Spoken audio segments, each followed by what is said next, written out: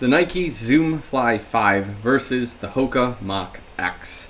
Which one is the better daily carbon plate trainer? Let's compare and contrast. So before we begin, make sure you like the video, subscribe to the channel. If you're subscribed watching the content, thank you so much. Love you guys a lot. Make sure you follow me on Instagram and Strava for all sorts of other updates. Without further ado, let's begin. Specs for both shoes here respectively. As you can see, both shoes in their respective brands kind of follow a similar process in your daily training, where in this case, Nike has built this shoe that's supposed to be the training piece for the Vaporfly Next% or the Next% 2 or 3 in this case, as this heavier shoe with a stack of foam and a carbon plate running the duration of it.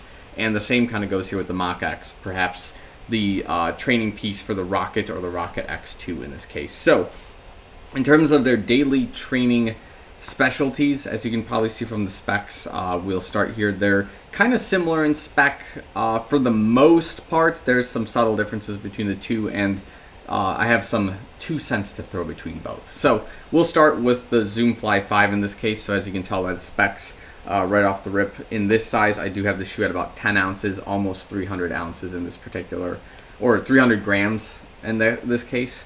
The shoe does have a heel of 41 millimeters and a forefoot of 33, giving it about an 8 millimeter offset in this particular case. As a daily reminder for those who watch this channel, if you're an elite athlete, this is illegal to race in because the heel is too high. You need a 40 millimeter. This is a 41. Oops. So that's just something worth considering. So if you were training in this and using a Vaporfly Next% 2, who cares? Other things to know about this shoe, as I mentioned, this is using ZoomX all the way across the shoe, with carbon plate kind of sandwiched in between, and as we can see from the bottom here, the shoe does use recycled ZoomX as well. So that's kind of the gist of what's going on with the entire foam block of this shoe, with some additional reinforcements, maybe having some React on the side in the pieces here, just to kind of sandwich it in. So you have a similar Nike training feel, or an attempt to do so, with some other subtle parts that kind of change that up. So as we'll kind of discuss here, in the upper, we do have a thick mesh upper running the duration of the entire shoe. The issue I've had, which I've talked about multiple times on this channel, is that particularly in the left foot, there's areas when you're tying the shoe down that you kind of choke out your foot, and it makes your run quite uncomfortable. It does feel like a headache sensation in your foot, and it's a foot ache, I guess you can say. And it's on the top end of your shoe because this textile seems to push hard on different, I guess, nerves or like blood streams in your foot that kind of cause this issue. So that's just something to note as a con of the shoe at this time with this particular piece. And as most of you know on this channel, I've retired the shoe, not necessarily because of what the left shoe looks like, but on the right side, we're basically kind of breaking into the foam, losing the rubber. So it's just time to retire this thing, sell it, give it away, depends on what kind of mood I'm in. So that's where the Zoom Fly 5 stands kind of in my lineup. It was used a lot earlier this year, and I just had a good time with it. So that brings us into the Hoka Mach X. This shoe runs at about 9.4 ounces, giving it about 280 grams on average. So immediately a little bit lighter than the Zoom Fly 5. We do have a heel of about 39 millimeters, and then we have a forefoot of about 34, giving it a 5 millimeter offset. So you have a different type of strike in this particular shoe than you would in the Zoom Fly 5. That's just worth noting. This one's more of a midfoot strike, whereas the Zoom Fly 5 would give you more of that kind of forefoot attempt at it. Other things to note is that we have 2 different foams kind of rolling in this shoe. We have the Pro Fly Plus, which is this top layer piece right there, just the soft foam that's kind of sandwiching a carbon plate. I put that lightly in quotes. I guess it's called a P-Bax plate in the shoe.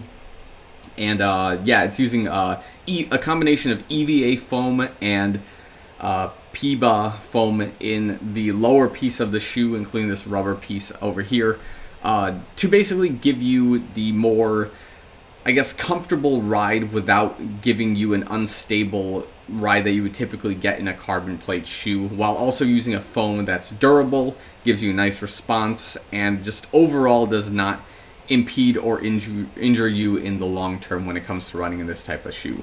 In the upper, we do have what's called a jacquard textile mesh, which is seen a lot in like the not the Zoom Fly, in the Hoka Mach 5, the Mach 4, basically in its predecessors, where The upper is quite light, just with the textile finishes. Some pieces are a little bit heavier than others, but it's neither here nor there. It's not a big deal. It does run a little bit wide, which is just something else to consider. And then we do have a gusseted tongue in this shoe with not really too many pressure points in the top that I've noticed in this case. But again, with a shoe like this, my main concern is that the forefoot doesn't cave in as you're pulling the tongue of this shoe. As you can kind of see from at least this side, we do kind of pull it in some places, and I just don't want that to become a major issue during the shoe's lifespan. So as we compare and contrast now, this is where we ask some of the big baller questions.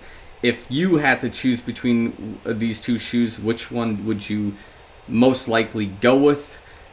At this current time, now this experience can completely change, and I can make a revision video to it later on as we go. The two shoes have a similar problem in my training block, okay?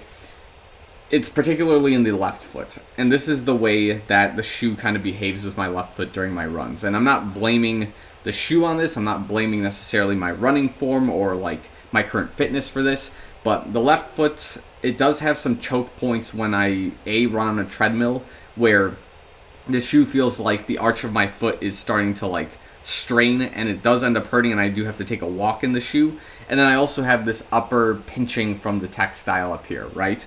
The same thing is occurring in the Mach X as well. And I think for the Mach X, it's not necessarily the upper that's causing this.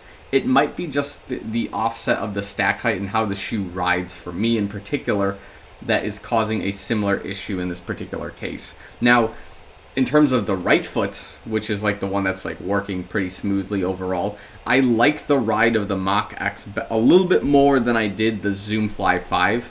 However, at like faster speeds than tempo or threshold, I liked the Zoom Fly 5 a lot more, just because you can really drill into this shoe and get like a really heavy response out of it. Whereas in the Mach X, there's a few additional moving parts to the shoe which kind of make it, in my opinion, a little more unstable and a little bit trickier to run with. So in this case, the wider toe box makes it hard for me to kind of like grab into the shoe, which then would kind of like smash into the ground and then give you that awesome rebound. Where in the Zoom Fly 5, there was a similar issue at the very start with this shoe, and then the toe box started like better forming my foot, and it wasn't nearly as wide or as like bizarre to run in later on. And as a result, I was able to push the shoe extremely hard to the limits. And as you can see from like the foam wrinkling, like I pushed this thing as hard as I could during some track sessions, and like I would get good results.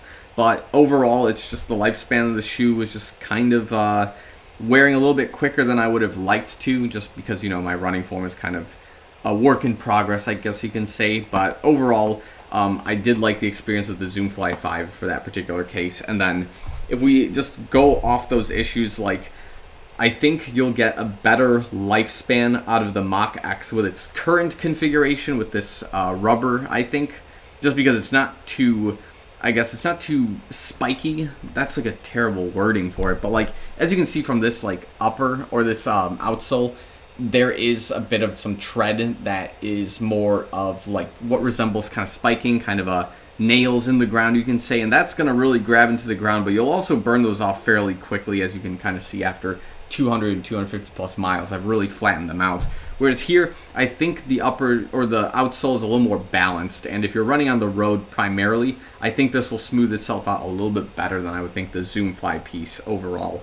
And again, the lighter weight of the shoe would just make the ride a little bit more stable in this particular case, and I think you should be able to run faster in it. It's just the case that I haven't exactly pushed that shoe to that limit yet, but maybe one of these days we'll get there. We're gonna get there, don't worry. So I think overall between both shoes, even price-wise, I think this was $160 and this was $180.